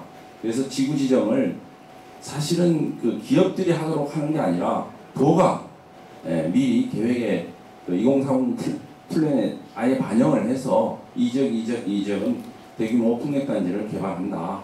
이거는 에너지공사가 주도하는, 사실 지금 에너지공사의 문제는 경험 부족과 파이낸싱이 용이치 않다는 겁니다. 사실상 실제로 이 파이낸싱 문제와 지구 지정이 된 곳에 그래도 우리가 주민 이익 공유를 최대화할 수 있는 것은 사실상 에너지공사이기 때문에 에너지공사 주도하에 파이낸싱을 할 수 있는 기업, 즉 저는 이제 우리 솔직히 민간과 공기업은 구분할 수는 없지만 지금까지 우리나라의 전력산업을 이끌어온 공기업의 역할, 또 지금 현재 에너지 기업 대기업들이 많이 생겨나고 있지 않습니까? 지금 특히 우리 현재 풍력단지 이번에도 허가 과정이 많이 들어와 있습니다만 그런 기업들의 역할을 실질적으로 인정해서 도가 주도해서 이 지금 에너지 기본 계획 또는 카본 프리미엄 2030 계획에 아예 반영을 해서 이게 전체적인 플랜으로 제시를 해야 사업자들도 혼란이 없습니다. 이건 언제 우리 떡이 될지 모르니까 계속 헛걸음하면서 지난 2007년 12월 허가 중지된 이후 지금까지 고생들을 해오셨고, 또 지역 주민들도 사업자의 이익 얘기에 이제 왔다 갔다 하면서 많은 혼란을 가져왔습니다. 도가 이제 분명하게 정리해 주시고, 에너지공사는 사실 지금 역할을 분명하게 지금 에너지 공기업들이 가질 수 있는 역할에 올라설 때까지 다른 기업 에너지 공기업과의 협력 관계를 이끌어 주도적으로 하면서 협력을 할 수밖에 없지 않나 이렇게 봐집니다. 예, 감사합니다. 이상입니다. 그러니까 뭐 질문이라기보다는 어떤 뭐 코멘트였었는데 국장님 그냥 뭐 코멘트로 받아들이시면 되겠죠. 다만 한 가지 말씀드리겠습니다. 소규모든 대규모든 아까 말씀드린 바와 같이 에너지 공사가 우리 제주도가 100% 출자를 해서 하기 때문에 굉장히 주도적으로 주관을 갖고 개발을 하든 지구 설정을 하든 아까 소규모 개발을 하든 그런 것을 추측을 했으면 좋겠다. 다만 행정적인 지원은 그가 에너지 공사하는 일에 하는 말로 제가 가르치겠습니다. 예.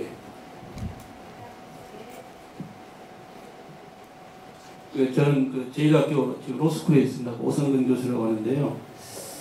또 한편으로는 지금 에너지공사의 그 이사로도 있어서 하는데 이제 오늘은 그 법대 교수로서 이제 질문을 드리겠습니다. 특히 전공이 금융법 회사법이기 때문에 오늘 들은 거를 보면서 앞으로 우리가 이제 해결해야 될 문제점을 이제 한번 해결해야 될 문제점을 제시해 보겠고 그 다음에 오시덕 박사님께 한 가지 질문을 하려고 합니다. 우선 오시덕 박사님 이 자료는 굉장히 유용한 것 같습니다. 왜냐하면 그 동안에 이제 과연 해상 풍력 같은 경우는 대체 그 소유 형태를 어떻게 갖고 가고 있는가 그 선진국이 이제 덴마크라든가 특히 영국 같은 경우도 작년에 자료를 봤더니 주민들이 대부분이 이제 그 지분을 소유하는 형태로 하고 있더라고요. 아니면 그 영국의 해상 풍력의 왕실 재산이기 때문에 정부가 이제 주도해서 자금을 투여하는 형태로 하는 거죠. 그러니까 이게 수조 원의 단위가 되다 보니까 일반 주민들한테만 맡기기도 이제 위험하다 그런 것이어서 오늘은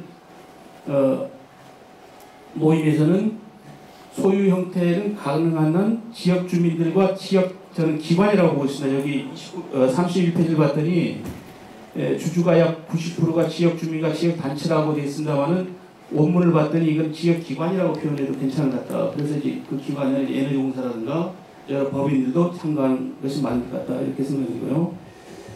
그렇게 했을 때 그러면은 소유 형태가 해결되게 되면 기본적으로 우리 이 자료에서 제시하고 있는 13페이지나 19페이지 제시하고 있는 수익 문제라든가 수용성 문제가 자연스럽게 해결되게 됩니다. 왜냐하면 소유를 지역 주민이라든가 지역 공기업이 하게 되면 배당을 받을 수 있기 때문에 그 이윤이 자연적으로 이제 지역에 배분이 되는 것이죠. 그런데 문제는 우리가 지금 얘기하는 그 해상 풍력은 아까 리스크가 크다고 했습니다만 그것도 오늘 공감대가 형성되는 것 같아요. 그 리스크가 큰 해상 풍력, 왜 리스크가 크냐면 자본이 많이 투여가 되기 때문입니다. 그러면 이 해상 풍력의 성격을 어떻게 봐야 할 것이냐? 법적인 성격은 제가 보면 이거 굳이 분류한 총유입니다. 총유이기 때문에 총유란 법적인 소유 형태는 어떤 누가 개인한테 이걸 양도하거나 팔아먹거나 또는 어떤 개인한테 팔아먹을 수가 없어요. 철저하게 이 제주도라는 지역에 있는 조합원들, 제주도민들이 유리한 방향으로 이게 운영 관리가 돼야 되는 겁니다. 그렇게 했을 때 무슨 문제가 생기냐면은 우리가 예를 들어서 1조 원의 자금을 도달하지 못하니까 대기업을 참여시키자 이런 문제가 자연스럽게 나올 수가 있겠죠. 그렇게 되면은 소유 형태에 따라서 경영권을 어떻게 유지할 거냐 또 그런 문제가 또 발생하게 됩니다. 그랬을 때는 어떤 고민을 해봐야 하냐면은 그러면은 이 해상 풍력을 만들어내는 회사의 형태를 어떻게 가져가야 되겠으나 주식회사 형태로 가져가게 되면 예를 들어 1조 원의 자본이 필요하다고 생각해 봅시다. 자본이 필요하다 그러면 우리 돈에서 1조 원 조달하지 못합니다. 조달할 수 있겠습니까? 그러면 대기업들이 대주주가 되는 거예요. 순수한 주식회사 형태로 가게 되면 그러면 기본적으로 총유의 개념이 맞지 않습니다. 이거는 도민들의 반발에 부딪혀가지고 사업 단계에서부터 옥신각신하다가 좌초될 가능성이 많습니다. 그러면 예를 들어서 그런 형태가 예상되는 경우는 대자본은 그러니까 지분은 대기업이 이제 다수 소유하되 경영권은 도라든가 이런 데 소유하는 형태로 만들어내야 한단 말이에요. 그리고 가능한 한 주식회사 형태를 피하는 게 좋겠다. 우리 상법에 5가지 회사 형태를 하고 있으면 주식회사.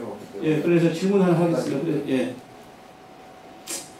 31페이지에 보면 지금 코펜하겐의 얘기가 나왔는데 여기 보면 오시덕 박사님이 질문하게 되면 일주는 이게 4500분의 1 지분과 동일하다는 말이 무슨 말인지 모르겠어요. 무슨 그 개념을 좀 설명해 주시면 고맙겠고요. 그 다음에 이 지금 미델 그루텐 해상풍력단지 있지 않습니까?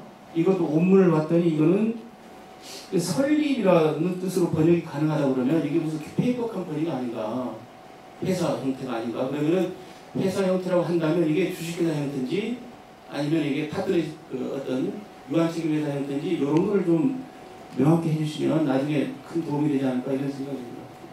예, 저한테 질문 드린 것을 대답하시면 커뮤니티 파워는 그런 것 같습니다. 그러니까 정의에 대해서 지금도 여전히 이미 감론을박을 하고 있는데요. 우선 그런 것 같아요. 지분 50% 이상. 지금까지 어느 정도 합의된 내용이 지분이 50% 이상 또는 지분이 50% 이상이 되지 않으면 의사결정은 주민들이 하는 거예요. 지분 많은 사람이 하는 게 아니고. 그게 이제 어느 정도 합의된 것 같고요.